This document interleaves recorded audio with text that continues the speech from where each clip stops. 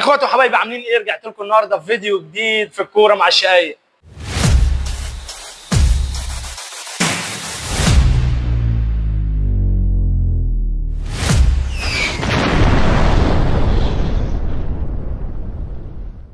النهارده بقى جايين نتكلموا عن يوم مباراه الزمالك والجونه اللي هو خلاص كمان كام ساعه، وهنتكلموا عن الزمالك قبل جون ادوارد وبعد جون ادوارد كان عامل ازاي، ونفسيه اللعيبه وهم في اوضه اللبس حابين الخير لبعض ازاي، والمشاكل اللي حاصله في اوضه اللبس بتاعت الاهلي اللي ما لناش دعوه بيها، دي مش بتاعتنا، دي في الناحيه الثانيه مع علي.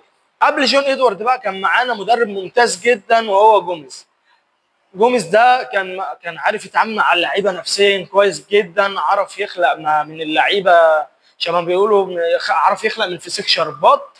اخذ مع الزمالك ساعتها الكونفدراليه، واخذ مع الزمالك السوبر الافريقي من الاهلي.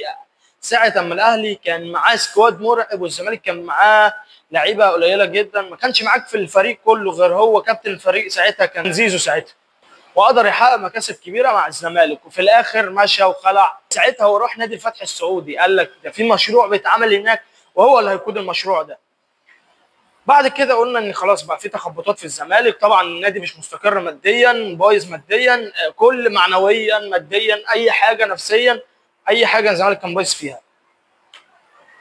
النادي فكر ان هو يجيب مدير فني مؤقت يلعب لحد كاس مصر، وبعد كاس مصر ده كانت نهايه الموسم يبدا بقى يجيب مدير فني جديد بتعاقدات مع لعيبه جديده. ما كناش بقى عارفين ساعتها ان الزمالك هيجيب اقوى مدير رياضي في مصر. تولى بقى القياده ساعتها كمدرب للزمالك وهو الكابتن ايمن الرمادي. كابتن ايمن الرمادي ده كان ماسك سيراميكا، اللي قبليها كان ماسك سيراميكا، كان عامل بيها مستوى رائع. في كاس السوبر المصري اللي قبله لعب ضد الاهلي ماتش جامد، كان هيكسب في الاهلي كمان. قدر في خلال 30 يوم يحقق مع الزمالك كاس مصر.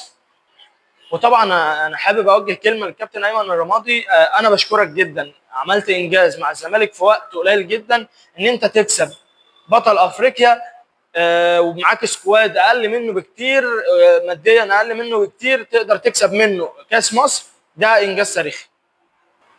بعديها بقى جينا في بدايه الموسم، قبل بدايه الموسم كده جات لك الاداره قالت لك في مدير رياضي هيتولى مسؤوليه فريق الكوره بكل حاجه.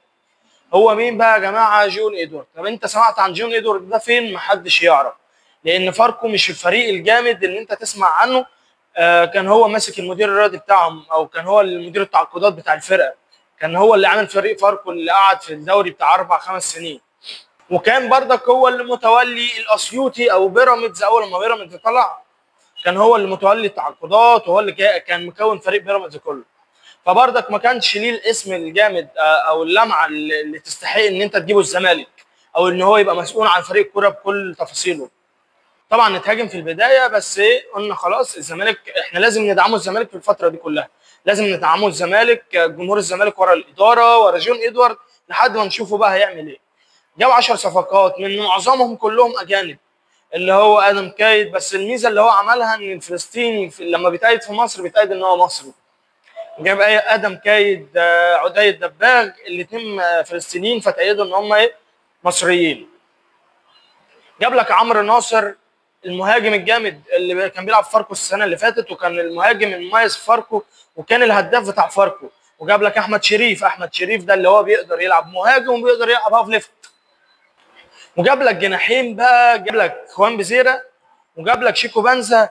خوان بزيرة ده يا جماعه ده حاوي دلوقتي كل فرق مصر خايفه منه، يعني كل فرق مصر لما بتيجي تواجه الزمالك بيبقوا حاطين التكتل الدفاعي في ناحيه خوان بزيرة ده. كمان زود نص الملعب ان هو جاب لك احمد ربيع، كمان جاب لك في خط الظهر باك يمين مع عمر جابر، لان احنا ما عندناش باكات يمين. باك اليمين مع عمر جابر كان اسمه ارون مش عارف ايه كده، باك يمين افريقي تحت السن، ايده بعد ما القيد اصلا قفل، فدي حاجه تتحسب له ان هو ايده بعد ما القيد قفل. وجاب كمان محمد اسماعيل اللي بيتحرك وبيعرف ينقل الكوره من خط الظهر لخط نص الملعب او لقدام عامه بكل اريحيه. هو في اخر ماتشين لعبهم اللي هم توقف فيهم الونش، لعب ضد المصري، مصر فرقه تقيله جدا وكانت هي متصدره الدوري، لو انت خسرت منها كانت هي زمان متصدره دلوقتي.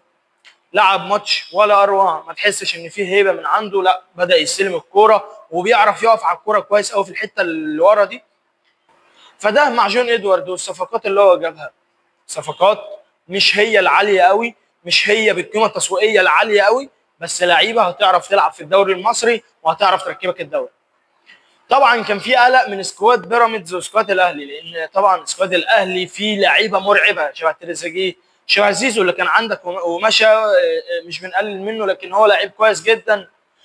شبه بن شرقي، شبه امام عاشور، شبه بن رمضان. سكواد مرعب، بص بقيمه تسويقيه عاليه جدا وبتسود، ان هي القيمه التسويقيه الاعلى في الدوري المصري. بيجي بعديها السكواد بتاع بيراميدز، ميزانيه تسويقيه عاليه جدا هو كمان. بس الزمالك هو متصدر الدوري حاليا تحت قياده جون ادوارد، عامل حاله في اوضه اللبس جميله جدا بين اللعيبه، ان اللعيبه مش شايفه ان اللعيب ده بياخد اكتر مني فانا هبقى طمعان في ان انا اخد شبهه، او اللعيب ده بياخد اكتر مني فان انا طبعا ابقى اخد شبهه. لا، هو فعلا كل لعيب حاسس ان هو يستحق اللي هو بياخده. طبعا انت متصدر الدوري، مش بخاف على الزمالك من الماتشات الجامده اللي هي ماتشات بيراميدز والاهلي والمصري وسيراميكا، مش بخاف عليه منهم، لان الزمالك او لعيبه الزمالك بتعرف تلعب في الماتشات الجامده. اللي بخاف عليه منهم الماتشات مش الضعيفه، اللي هم ان انت داخل هتكسب كده كده. هي دي الماتشات اللي بخاف على الزمالك منها. ماتش وادي دجله، انت نازل اول 10 دقائق انت جايب جون، بعد كده تتفاجئ ان وادي دجله يلعبوا عليك كوره كويسه جدا، بعد كده تتفاجئ ان هم في خلال 10 دقائق جابوا فيك جوين يكسبوا الماتش 2-1. وتعادل مع المقاولين غريب جدا، ان انت تتعادل مع المقاولين دي غريبه جدا. ففرقتين صاعدين من دوري المحترفين يتعادلوا معاك وتخسر منهم، هي دي بقى المشكله. ماتش الجونه طبعا الجاي هيبقى ماتش مهم جدا، ماتش هو تحديد المصير للزمالك. انت كده عايز تتصدر الدوري لو كسبت، هو اللي هيحطك قدام الخط الصح قدام الاهلي، ان انت لازم تكسب الاهلي عشان يبقى فارق النقط بعيد عن بعض، تفضل متصدر الدوري. المصري اتعادل امبارح فاداك فرصه ان انت تفضل متصدر الدوري حتى لو خسرت. تحت قياده بقى فيريرا اول مثلا 3 4 ماتشات انا كنت حاسس ان هو ما عرفش اللعيبه بشكل كويس جدا، كان برضك بيلخبط في التشكيل شويه. فحاليا المدرب عرف امكانيات اللعيبه اللي معاه، عارف يتحكم فيهم كويس جدا، عارف يسيطر عليهم، عارف ينفذ تكتيكه في الملعب. دي حاجه تتحسب له الصراحه.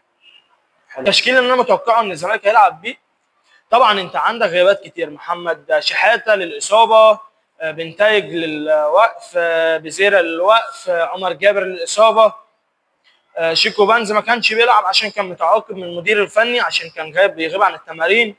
فانت عندك دلوقتي شويه غيابات كبيره، والونش بردك عشان الوقف. فالتشكيل بقى الافضل اللي انت تلعب بيه كزمالك، طبعا محمد صبحي لعب 7 ماتشات، كان هايل فيهم جدا، هو اللي يستحق يلعب. راجل بيعرف يلعب برجله كويس جدا، بيعرف بردك يحرك اللعيبه اللي معاه، بيعرف يوصل الكوره صح. هيلعب بقى الباك اليمين، الباك اليمين الجديد اللي انت لازم تجربه في مباراه شبه دي، عمرك ما ينفع تجربه في مباراه شبه الاهلي. وطبعا احنا بندعي لعمر جابر بالسلامه ان هو يلحق ماتش القمه ماتش الاهلي، فلازم تجرب الباك اليمين الجديد الافريقي. تحته قدامه مساكين 2 مساكين، هتلعب محمد اسماعيل وجنبه هتلعب طبعا الخوف ان تلعب وحسام عبد المجيد، لان حسام عبد المجيد عنده انذار، اللي اخذ الانذار هيتوقف في ماتش الاهلي، فانت لازم تريح حسام عبد المجيد وتلعب بصلاح الدين مصدق. الاثنين كورتهم عاليه جدا، بيعرفوا يتحكموا في الريتم قوي من تحت، بيعرفوا يطلعوا الكره ويخرجوا الكره من رجلهم صح. هتلعب طبعا بباك شمال وهو افضل باك شمال في افريقيا، الا طبعا ان دماغه مسوحاه شويه، وهو احمد فتوح. لو رجع لامكانياته ورجع للمستوى الطبيعي هيبقى هو احسن باك شمال، يلعب لك في الحته دي وهتبقى ورقه مهمه جدا لنادي الزمالك. طبعا هتلعب بنص الملعب رقم 6 دونجا، ومفيش خلاف عليه. دونجا عامل موسم جامد جدا، عامل موسم روعه، عامل موسم روعه، بادئ 7 ماتشات، عامل موسم جامد جدا، يا رب يكمل على هذا الحال. هتلعب جنبه طبعا برقم 8 وهو حمدي، احمد حمدي. الراجل ده يا جماعه هو عبد الله السعيد الثاني من وجهه نظر، الراجل بيعرف يلعب الكوره وبيعرف يوصل اللعيبه لقدام. طبعا هتلعب برقم 8 متقدم، او تلعب برقم 8 عبد الله السعيد ورقم 8 متقدم هو احمد حمدي. هتلعب طبعا في ناحيه الهاف رايت، الهاف رايت طبعا انت بزيرة موقوف، فلازم تلعب بلعيب بديل، وهو الموهبه المغربيه عبد الحميد معالي. الراجل ده متأيد تحت السن، الراجل عنده 18 ولا 19 سنه، لعيب جامد جدا فوق ما تتخيل، لعيب موهبه جباره، هتشوف موهبه فذه في الدوري المصري. طبعا هتلعب بهاف ليفت، وهو شيكو بنزا اللي كان موقوف بسبب ان المدرب كان بيعاقبه. وطبعا المهاجم الرسمي بتاعك وهو عداء الدباغ. تشكيل جامد، تشكيل قوي تقدر تكسب بيه ماتش الجول. توقعي بقى للنتيجه ان شاء الله ان الزمالك هيكسب 2-0. 2-0 نتيجه محترمه، نتيجه كويسه. يا رب الماتش يخلص على كده ونبقوا مرتاحين ونفضل مرتاحين عشان تتصدر في الدوري وجدول الدوري تفضل راكب الصداره. مشكله الزمالك حاجه واحده، ان هو لما بتجيله فرصه ما بيمسكش فيها. يعني هو ضيع الفرصه ما بيمسكش فيها.